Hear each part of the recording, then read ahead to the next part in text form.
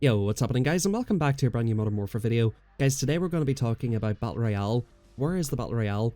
There's a few rumours going around that Battle Royale is pretty close to being completed. According to the early leaks, it was supposed to be released at the end of January. Obviously, with Season 1 getting delayed by a couple of weeks, it is fair to say that Infinity Ward are a little bit behind schedule. Guys, I'm going to cover all of the information that we've seen on the Battle Royale so far. If you guys remember, a few months ago, in the PC game files, there was a lot of information about the Battle Royale, including all of the game mechanics and how things are going to work. Also, the map has been leaked as well, which I will cover in today's video. Go ahead and check out the video in the top right hand corner, click the eye icon. That'll show you my last Battle Royale video covering the map. And if you guys do enjoy these types of videos, please subscribe, drop a like if you're excited for Battle Royale, and comment down below and let me know, do you think it's too little too late? Let me know if you guys still play Modern Warfare. And yeah, let's hop straight into all of the information, guys. So there was a Modern Warfare multiplayer update recently, which included the crossbow. A lot of you guys might have noticed that there was an additional 50GB update. Now, the original release date was speculated to be the end of January. It was also speculated to be free to play. I've got somebody who I talked to who actually leaked a lot of stuff about the game to me before it came out. It's not maybe as big of a source as, for example, like the Gaming Revolution source. He tends to get information a day or two before it happens. He did tell me that the crossbow would come out, and he said that there will be a vector as well for Season 2. But we're not here really to talk about multiplayer. The interesting thing is the 50GB update did not really change anything with the game, and it could be some final touches that Infinity Ward are putting to Battle Royale. Now, obviously with Season 2 being delayed until the 11th of February, that would lead us to believe that they are planning something big for that. If you think about the updates that they're going to put in there, it's really just going to be maps, new challenges, battle pass, all that kind of stuff. So realistically, they should have been able to get that done in time, and it would make a lot of sense that it will be Battle Royale. Now, hopefully the game does still come out as a standalone game free to play. My source told me that it was meant to come out in December, but it was unfinished and they were putting finishing touches on it. Now, according to Gaming Revolution's sources, he said, do not be surprised if it comes out in Season 2, Season 3, or doesn't get released at all because it's too close till the next Call of Duty release. The only way that would impact the next Call of Duty release is if we're getting a Blackout 2.0, which is another interesting point because if we get Modern Warfare Battle Royale, let's say in February, Blackout 2.0 probably won't come out for another year after that. So those are kind of like the latest things on the Battle Royale. I do want to cover in today's video all of the gameplay details and kind of run through that and give my opinions on those, because those were towards the end of my last Battle Royale video. I didn't have much of a chance to give my opinions and everything, so let's hop into all of the information that we know that's going to be in the Battle Royale mode. Now, first of all, it's supposed to be a 200 player game mode. Lately in Gaming Revolution's videos, his source has been talking about 152. Now the map, which is going to be the same map as Spec Ops, is going to include all of the ground war maps like River Karst Quarry, Krovnik Farmland, District, Port of Verdansk, and all future ground war maps. They will all be included in the Battle Royale. The zones that are in the map, and I'm going to show you guys a picture of the map on screen now, are Airfield, Boneyard, Dam, Downtown, Gulag, Hospital, Layover, Lumber, Overgrown, maybe a Call of Duty 4 Overgrown, Port, which is Port of Verdansk probably, River Karst Quarry, Storage Town, Supercenter, Train Yard, and TV Station, which could be broadcast from Call of Duty 4. Points of interest: bank, fire station, gas station, gun store, pharmacy, police station. Now let's talk about the points of interest really quick here. The bank is going to be used to deposit plunder. Now what plunder is like an in-game currency that you can earn by getting airdrops, doing challenges, killing people, all that kind of stuff. And I think the plunders will be used to unlock certain stuff from the store. There is lots of really cool stuff that they could do with plunder. There is talk here of a fire station, gas station, gun store, pharmacy, and police station as well. Maybe you could use it to buy stuff at the gas station, who knows? Or maybe the gas station will just be used for fueling vehicles. Pharmacy could obviously be for getting medkits and stuff like that. Fire station, interesting one, maybe you can get a fire truck. I'd like to think at the police station there's going to be an absolute ton of weapons, and it's going to be that one place that everybody's trying to get to. If they add really cool points of interest, that will make it very, very interesting. Now, the default options in public matches are solos, duos, and squads of 1, 2, and 4. End game radar on, so you'll see the last person. Pre-game lobby free for all. Max health 150. So I think you start off with 100 health, and there'll be something like a trauma kit, which will boost your health. Last stand health 100. So hopefully that's not actual last stand. If they put actual last stand in the game, that's not going to be cool. Hopefully that just means if you're in a down state. Last stand timer 60 seconds before you bleed out. Last stand revive health 30, you get picked up on 30 health. Revive time 7 seconds, friendly fire punish limit 2, and gulag on. Now what gulag is if you die, you can go into the queue for a gulag, which basically means that you do a fist fight, and if you win your 1v1, you can get respawned, which is a really cool idea. Gulag is located at the bottom of the map under Krovnik Farmland. Now respawn tokens can be looted after one use. Respawn tokens are disabled for the player. To respawn a teammate, obtain the token, drop their body near an ambulance. Once the body is dropped at the ambulance, the player will enter the gulag queue for a chance to win that 1v1. At some point during the match, the gulag will be closed and no longer usable. Once a player has respawned, they must locate and activate a mobile armory to receive their loadout. You can actually get your gear back by doing that, which is pretty cool. Battle Royale features missions which can be looted via finding tablets.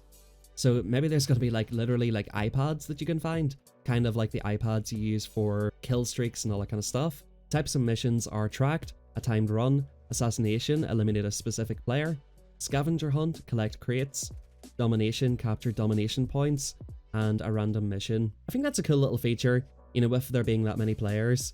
I'm not sure if the domination points will show up for everybody, but it'll basically just tell you, like, go and capture the C flag in Krovnik Farmland, or go capture the B flag in District. I think that's a really cool idea. So it says here, if no bounty is available for the assassination mission, consolation plunder will be awarded. Whenever a mission is started or completed, the entire squad will be notified by an on-screen message. Very, very cool. You can do squad missions together. Players have the ability to mark vehicles, locations, items, enemies, and dangerous locations. And Battle Royale will have its own slice on the menu. The Jump Master of the squad can select a deployment point prior to the match start. If the Jump Master chooses to discard the role, any player can become it.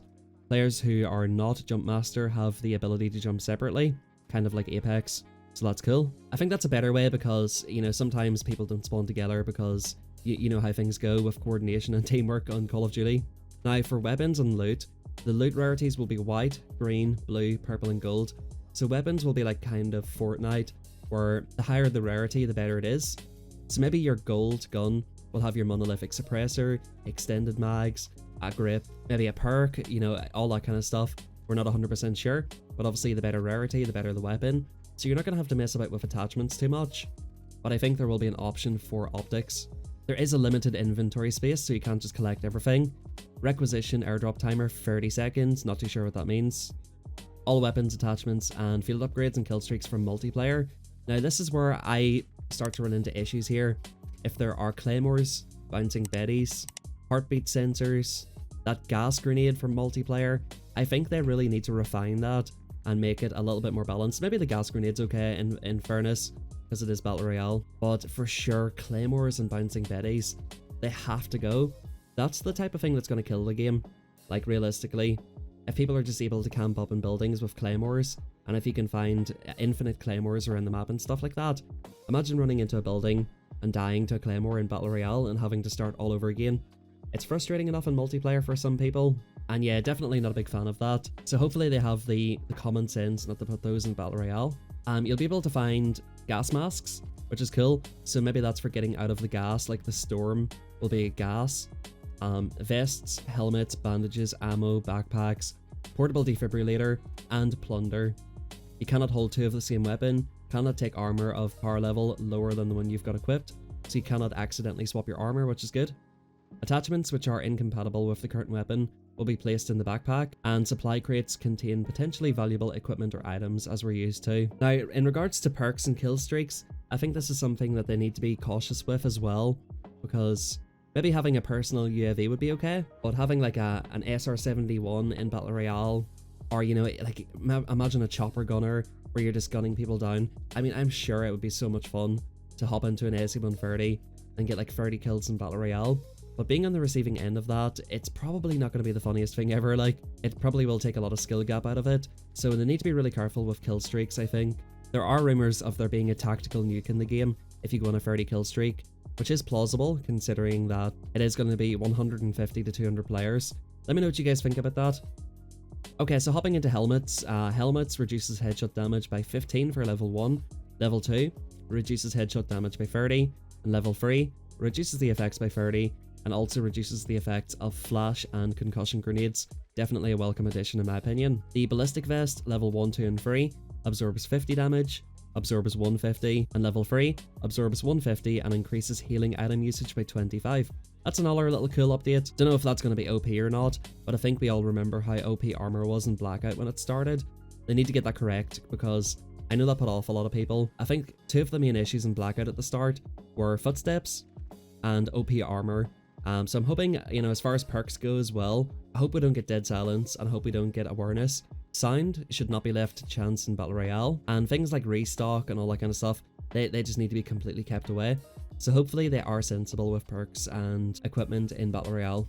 But the list of perks that we have here is High Alert, grants vision when an enemy looks at you from outside your FOV, basically Paranoia, Spotter, which lets you see equipment through walls, Tracker, which will see footsteps, Stalker, faster movement while ADS, Marksman, allow you to identify enemies' name tags from farther away, Sleight of Hand, 50% faster reloads.